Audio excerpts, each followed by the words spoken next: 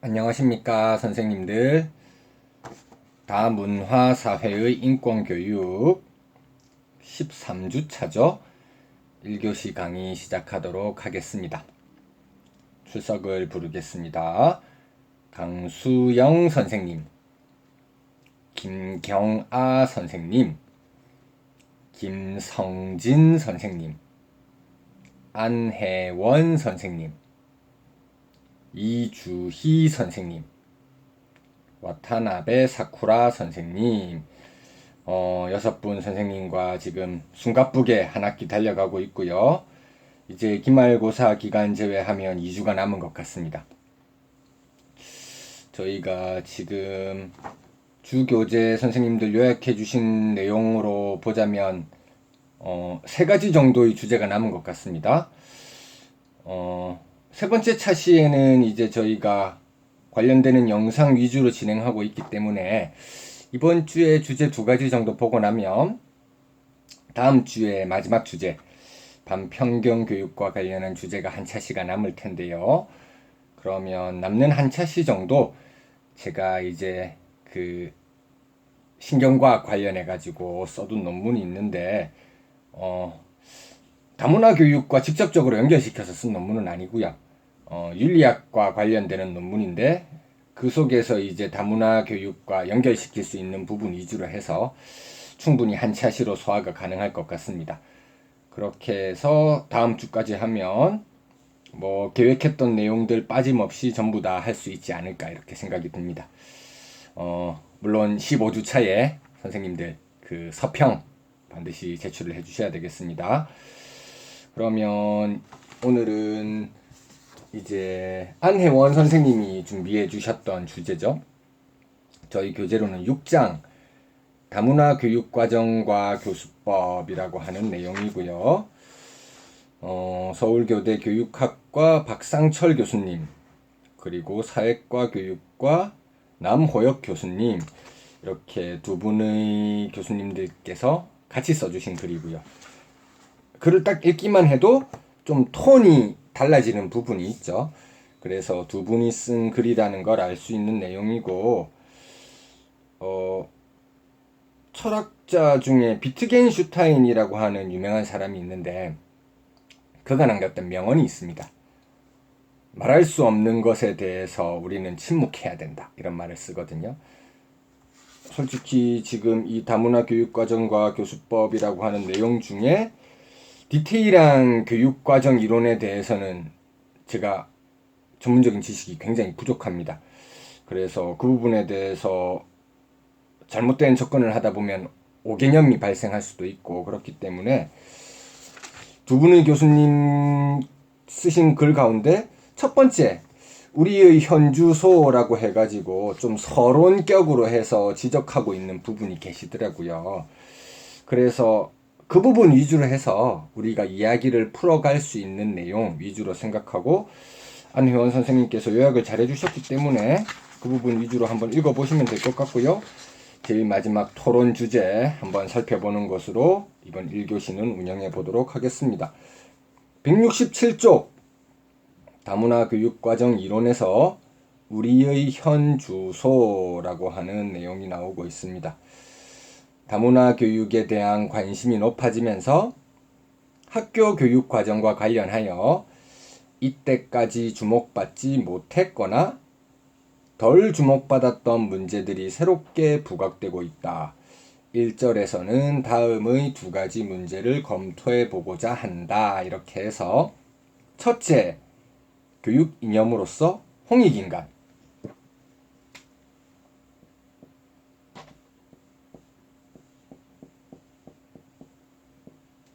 교육 이념으로서 홍익인간은 다문화 사회에서도 여전히 타당한가? 둘째, 다양한 특성을 가진 개개인에게 평등하게 제공해 주어야 하는 학교 교육의 내용은 무엇인가 라고 되어 있습니다. 그 중에서 첫째 내용만 이야기해봐도 충분히 재미있는 그런 토론거리가 될 수 있을 것 같습니다. 사실 저희가 이제 현장에서 만나서 한다면 세미나 형태로 이런 부분 이야기를 많이 하게 될 테니까요. 교재 내용을 읽어 나가면서 조금 추가적으로 이야기할 내용이 있으면 덧붙이는 방식으로 그렇게 진행하면 될 것 같습니다. 어렵지 않은 내용이기 때문에 이 장의 내용은 선생님들 가벼운 마음으로 따라와 주시면 될 것 같습니다. 교육 이념으로서의 홍익인간 위주로 한번 보도록 할게요. 최근 한국 사회에서는 요즘과 같은 다문화 사회에서 단일민족, 단군의 후에 한결에 배달의 자손이라는 개념을 학생들에게 가르쳐야 하는가라는 비판이 심심치 않게 대두되고 있다. 그러나 그 비판이 과연 타당한가에 대해서는 의문의 여지가 있다라고 하면서 이야기를 시작하고 계십니다. 168쪽에서 이제 교육기본법 제1장의 내용과 연결시키고 있죠. 우리나라의 교육기본법 제1장에는 교육이 지향해야 할 이념을 다음과 같이 명시하고 있으며 홍익인간은 학교 교육과정 전체를 통하여 실현해야 할 이념으로 간주해왔다. 너무 유명한 구절이죠. 함께 읽어보겠습니다. 교육은 홍익인간의 이념 아래 모든 국민으로 하여금 인격을 도야하고 자주적 생활 능력과 민주 시민으로서 필요한 자질을 갖추게 함으로써 인간다운 삶을 영위하게 하고 민주 국가의 발전과 인류 공영의 이상을 실현하는 데 이바지하게 함을 목적으로 한다. 여러 가지 표현이 나오고 있습니다. 인격도야, 자주적 생활 능력, 그리고 또 중요한 표현 가운데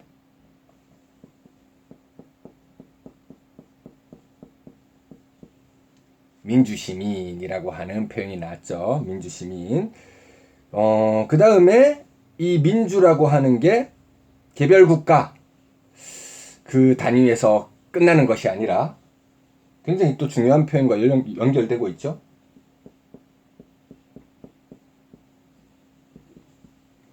인류 공영의 이상을 실현한다. 그렇게 볼 때 이 민주시민이라는 것은 자연스럽게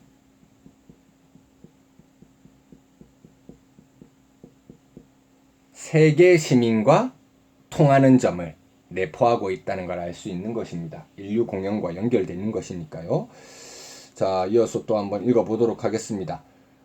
홍익인간이 우리나라의 교육 이념으로 자리 잡게 된 것은 미군정기인 1946년이며 이를 제안한 사람은 용재 백낙준 선생이었다고 합니다. 우리 민족의 건국 신화인 단군 신화에 등장하는 홍익인간을 교육의 이념으로 삼고자 한 용재 선생의 시도에 대하여 당시에도 이견이 분분했던 모양이라고 합니다. 이에 대해 용재 선생은 다음과 같이 말했다고 합니다. 어떤 사람은 이 말이 신화에서 나왔다고 하고 비과학적이니 교육 이념이 되지 못하느니 하고 평하는 이도 없지 아니합니다. 이 이념이 우리에게 문자로 드러나서 전해오기는 적어도 제왕운기 삼국유사가 저작되던 때 이제부터 800년 전이요. 그 이상이 전하여옴은 언제부터인지 알 수 없습니다. 제왕운기의 작가와 삼국유사의 저자는 따로 같은 이념을 적은 것이 아니요. 옛적부터 전하여 오던 문자 그대로 옮겨놓은 것이 아니면 오랫동안 전해온 정신이요. 이상을 문자화한 것이었을 것입니다. 백보를 양하여 그 말이 신화에서 나왔다고 하더라도 그 이상이 좋고 더욱이 우리 민족의 이상을 가장 잘 표현하고 있는 이상 우리 교육의 이념을 삼지 못할 이유가 없는 줄로 알고 있습니다. 이렇게 하면서 용재 선생 이분은 홍익인간이 교육 이념으로서 적절하지 못하다는 주장에 대해서 단군 신화와 홍익인간의 거리를 애써 떼어놓는 방향으로 반론을 제기하고 있습니다. 지난 시간에 이제 토론거리로 흥미로운 그런 주장을 해주신 분이 계셨죠. 우리나라 이제 단군의 건국 이야기에서부터 이어져 오는 여러 가지 역사적인 사실들도 다문화가 진행되는 역사로 해석할 수 있다. 이렇게 보면 지금 이렇게 굳이 거리를 떼어놓는 방향으로 반론을 제기할 것이 아니라 직접적으로 그렇게 말할 수 있는 또 다른 방법도 하나 있지 않을까 생각이 듭니다. 용재 선생은 홍익인간 이념은 당군 신화가 기록되어 있는 제왕운기나 삼국유사에 등장하는 것이 사실이지만 그것은 그 두 책이 저술되기 훨씬 이전부터 계승되어 온 우리 민족의 정신이라고 볼 수 있으며 설령 그것이 당군 신화에 실제로 등장하는 개념이라는 점을 인정한다 하더라도 그 출처가 신화인가 아닌가를 따질 것이 아니라 우리 민족의 이상을 잘 표현하고 있는가 아닌가를 따져야 한다고 말하고 있습니다. 그러나 용재 선생의 이 시도가 과연 타당한지에 대해서는 의문의 여지가 있다고 합니다. 홍익인간은 당군 신화를 떠나서는 그 의미를 확인할 길이 없는 당군 신화의 핵심에 해당하는 이념이라고 보아야 하지 않는가라는 의문이 드는 것입니다. 이렇게 생각하면 지난주에 이제 그 선생님께서 토론거리로 제시해 주셨던 것처럼 정면 돌파 시도하는 게 오히려 더 승산이 있을 것 같기도 하네요. 다음 단락으로 내려가서요. 당군 신화는 옛날 환인의 서자 환웅이 자주 천하의 뜻을 두고 인간 세상을 탐내어 구하였다. 아버지가 아들의 뜻을 알고는 삼위 태백을 내려다보니 인간을 널리 이롭게 할 만하여 즉시 천부인 세계를 주어 내려보내 인간 세상을 다스리게 하였다는 말로 시작됩니다. 환웅은 이 세상에 내려와서 홍익인간의 이념을 펼치고 곰에서 사람으로 환생한 옥녀와 결혼하여 당군을 낳았으며 당군은 고조선을 세워 우리 민족의 시조가 되었다. 여기서 이제 곰부족 토템으로 여기고 있는 다른 이민족과 결합, 다문화적인 요소가 있다. 역사적으로 해석할 수 있다는 그런 의견을 제시해 주셨었죠. 당군 또한 그의 아버지인 환웅과 마찬가지로 홍익인간의 이념을 펼치고자 노력하였을 것 같습니다. 그 다음 내용부터 이제 좀 중요한 내용 나온다고 할 수 있을 텐데요. 당군 신화를 신화가 아닌 역사적 사실로 받아들인다면 이 이야기의 어떤 말도 받아들이기 어렵습니다. 신화라는 표현 자체가 그런 방식으로 접근하기 어려운 성질을 가지는 것이니까요. 신에게 아들이 있다는 말도 믿기 어렵고 그 아들이 이 땅에 내려왔다는 말도 믿기 어렵고 곰이 사람으로 환생했다는 말은 더욱 믿기 어렵다. 그러나 당군 신화를 역사적 사실이 아닌 신화로 정당하게 존중한다면 이 이야기는 우리 모두가 특별한 과업을 안고 살아가는 존재임을 알려주는 것으로 해석될 수 있습니다. 역사적 사실이라고 보면서 다문화적 요소가 있다고 해석하는 그 방법이 아니라 지금 이 저자 교수님께서는 또 다른 방식, 무언가 초월적인 방법의 노선, 신화로서 정당하게 인정하자. 이런 색다른 접근을 취하고 계십니다. 높은 이상, 초월적 신화, 이런 방식으로 연결될 수 있다고 생각하시는 것이죠. 이런 경우 우리는 교육을 통해 홍익인간이라는 이념을 실현하기 위하여 노력해야 하며 그것이 우리가 이 세상에 태어나서 살아가는 근본적 이유가 될 수 있습니다. 널리 인간을 이롭게 하라. 당군의 건국 이야기이긴 하지만 여기서 말하는 인간이라고 하는 것이 고조선, 그 속에 포함되는 인간만 의미하는 것은 절대 아닐 것이라는 이야기죠. 홍익인간의 실현이라는 공통된 과업을 안고 살아가고 있다는 점에서 우리는 모두 한 가족이요 한 핏줄이다. 세계시민, 사해동포 이런 말이 떠오를 수 있는 내용이죠. 그렇게 하면서 자연스럽게 이제 유학적인 사고방식, 저희가 이제 동양의 인간 존중 사상 할 때 선생님들 배우셨던 기억이 날 겁니다. 제일 처음에 유교부터 시작하면서 공자 이야기에서 시작을 했었죠. 공자가 바라보았던 이상사회. 저도 요즘 SNS, 페이스북 이걸 하면서 보니까 제가 나왔던 모교, 거기 페이스북 제가 관심 가지고 이렇게 해두었더니 대부분 학교들 5월달에 축제를 하잖아요. 그 축제 이름이 좀 학교마다 특색 있게 다른 경우도 있지만 많은 학교에서 대동제라고 많이 쓰죠. 그게 이 대동사회에서 나온 것입니다. 자연스럽게 홍익인간의 이념을 대동사회의 개념과 연결시키려고 하는 시도를 하고 계십니다. 예기에 기술되어 있는 대동은 교육이 성공을 거둔 상태, 즉 널리 인간이 이롭게 된 상태가 어떤 상태인지를 감동적으로 보여준다고 합니다. 어떤 측면에서 감동적인지 원문을 함께 보면 좋을 것 같습니다. 170쪽으로 넘어와서요. 대도가 행해지는 시절에는 천하의 주인이 따로 없습니다. 나라일은 어질고 유능한 사람에게 맡기며, 제가 공자할 때 정명사상 말씀드렸었죠. 사람들은 신뢰와 친목을 두텁게 하는데 힘씁니다. 사람들은 자신의 부모만을 부모로 섬기지 않으며 자신의 자식만을 자식으로 돌보지 않습니다. 물론 유교의 인이라고 하는 사랑의 정신, 이것이 존비 친소의 구별이 있다고 제가 설명드렸었는데요. 어디에서부터 시작하느냐, 누구를 조금 더 많이 사랑하느냐, 이런 차이는 있을 수 있겠지만 이 사랑의 범위를 점점 더 확대시킨다. 제가 이제 대학이라고 하는 책에서 8조목 9절 말씀드리면서 마지막 구절이 평천하까지 나간다고 했잖아요.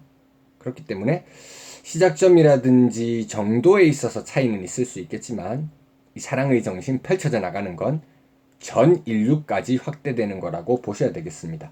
그렇기 때문에 자기 부모만 부모로 섬기지 않으며 자기 자식만 자식으로 돌보지 않는다는 표현이 나오는 것이죠. 뒤에 조금 더 구체적으로 나오고 있습니다. 노인은 임종을 편안하게 맞이하며 젊은이는 각기 맡은 일이 있으며 아이들은 마음껏 자랍니다. 호라비, 과부, 고아, 자식 없는 노인, 병든 자 등도 모두 생활에 걱정이 없습니다. 저 이제 다문화 교육에서 이야기할 때 소수 쪽에 속해 있는 많은 사람들도 언급하게 되잖아요. 그런 것에 대한 배려가 드러나고 있는 것입니다. 남자는 수행할 직분을 가지고 있고 여자는 시집가서 남편을 받든다. 해석하기에 따라서 다른 것 같습니다. 이건 조금 과격한 해석인 것 같습니다. 요즘은 이런 식으로 해석하면 조금 문제가 있습니다. 저희가 이제 유교에서 오륜 말할 때 부부 유별도 부부 사이에는 차별이 있다는 게 아니라 구별이 있다는 것이거든요. 생물학적으로 구별되는 신체적 차이 분명히 있죠. 그런 것에서 차이 나는 점. 임신과 출산은 여성밖에 할 수 없는 것이잖아요. 그런 측면에서 임신과 출산의 경험에서 비롯되는 여성만의 특이한 강점들이 있을 수 있습니다. 따뜻한 배려심이라든지 이런 것들 남자가 따라가기 굉장히 어렵거든요. 뱃속에서 10달 동안 복중에 이제 아기가 있으면서 직접 툭툭 차는 이런 경험을 했던 소중한 여성의 모성애, 이런 거 남자들이 본능적으로 따라가기 굉장히 어려운 측면이 있다는 거죠. 그런 측면에서 구별되는 것이 있지, 이렇게 차별적인 번역은 요즘은 지양되고 있습니다. 다음, 재물은 어찌 땅에 버리랴마는 오로지 자신만을 위하여 모으지 않으며 힘은 어찌 제 몸에서 나오지 않으랴마는 오로지 자신만을 위하여 쓰지 않는다. 그리하여 모략과 도둑질, 나라를 어지럽히는 일 등등이 있을 수 없으며 사람들은 대문을 잠그는 일이 없다. 이러한 세상을 일컬어 대동이라고 한다. 소외된 사람들도 모두 인간다운 삶을 살고 하나로 같이 즐겁게 살 수 있는 경지, 그걸 말하고 있는 것 같습니다. 제가 이제 다문화 교육 과정에 대한 전문성이 부족한 관계로 홍익인간과 대동사회 이 부분에 맞추어서 조금 살펴보는 그런 방식으로 진행하게 되었고요. 이 부분과 이제 안혜원 선생님께서 준비해 주신 토론 주제에서도 연결될 수 있을 만한 내용이 있더라고요. 특히 대동사회에서 강조하고 있는 개념, 이것과 연결될 수 있는 부분이 좀 두드러지는 것 같습니다. 그걸 염두에 두고 작성하지 않으셨을까 생각이 들기도 하고요. 안혜원 선생님 요약 잘 해주셨으니까 그 부분들 선생님들 꼼꼼하게 읽어보시고요. 마지막 토론 주제 부분만 함께 보도록 하겠습니다. 더 이상 단일 민족 국가라고 부를 수 없는 것은 자명한 사실입니다. 다양한 문화 배경을 가진 학생들이 한 교실 안에서 함께 학습하고 생활하기 때문에 다양한 문화를 수용하고 한 공동체로 살아가는 방법을 길러 주어야 합니다. 미국의 다문화 교육을 위한 교육과정 지침과 단일성 내의 다양성에서 이야기하는 다문화 교육과정 개발과 교수학습 방안 중 여러 민족 문화 집단에 대한 편견을 없애고 학생 개개인이 긍정적인 자아관을 형성할 수 있도록 도와야 함을 이야기하고 있습니다. 요약해 주신 내용 중에서 이제 도출되는 그런 결론이라고 할 수 있겠죠. 오늘날 서로 다름을 틀림으로 인식하는 경향이 심화되고 있는데 교과 과정뿐 아니라 교과 외 시간에서도 각자가 가진 문화적 배경을 긍정적으로 살펴볼 수 있는 환경을 조성하고 서로의 다름을 인정하고 수용할 수 있을 때 학교 내 다양한 문화가 공존하고 각 개인의 인권이 존중받을 수 있을 것으로 예상된다고 하십니다. 다문화 교육과정이 특수한 일회성 행사로 끝나지 않고 각 개인의 인권을 존중하는 방향으로 수립되기 위한 방안으로 다음과 같은 제시를 해주셨습니다. 특히 1번이 굉장히 의미심장하더라고요. 고유함을 인정하면서 다름이 틀림이 아님을 배우기. 저는 이걸 보면서 화이부동의 자세가 떠올랐습니다. 화이부동. 다양한 문화 배경을 자유롭게 알아보고 각 문화의 유사점과 차이점을 설명하며 다름이 틀림이 아닌 각 고유한 부분임을 인지시킨다. 서로 다른 것들이 조화롭게 함께 공존할 때 사회가 유지될 수 있겠죠. 획일화 시켜서는 안 됩니다. 다름의 가치를 존중하면서 함께 존재해야 되죠. 저희 학교에서 이제 교육복지 사업의 일환으로 오케스트라 진행을 하는데 1학년 때 한번 단원이 되면 3학년 때까지 계속 하더라고요. 거의 악기를 다룰 줄 아느냐 모르느냐 이거는 선발에서 중요하지 않습니다. 본인의 의지라든지 성실도 이게 중요해서 1학년 때 처음 들어갔을 때는 굉장히 더듬더듬합니다. 그런데 주중에 2번 배우고 주말에 1번 이렇게 해서 일주일에 3번 정도 시간을 할애하다 보니까 연습할 수 있는 시간이 굉장히 많죠. 점심시간에도 자발적으로 온다고 하면 연습할 수 있는 공간을 제공해 주거든요. 그러면 이 학생들 나중에 굉장한 연주 실력을 드러냅니다. 실제 작년에 코로나 상황이기 때문에 온라인으로 이제 교육청에서 송출을 해줘가지고 저희가 영상을 봤는데 그것만 봐도 굉장히 감동적이더라고요. 악기가 서로 다른 방식의 음을 내는데 그것들이 조화를 이루었을 때 굉장히 아름다운 음악 작품 하나가 탄생하잖아요. 똑같은 악기들끼리만 연주했다고 하면 그 정도로 감동을 불러올 수는 없었을 것 같습니다. 다름, 개성 이것들이 조화를 이룰 때 다양성에 대한 존중이 이루어질 때 우리 사회가 건전한 방향으로 나갈 수가 있는 것이겠죠. 2번째, 3번째도 이와 자연스럽게 연결될 수 있는 내용을 제시해 주셨습니다. 함께 살아가는 공동체 구성원으로 인식하기. 각자만의 고유한 배경이 있지만 한 사회 구성원으로 함께 살아가는 존재임을 이해하고 협력해야 하는 존재임을 배운다. 저도 100% 동감하는 내용이고요. 3번째, 협력하는 관계 만들기.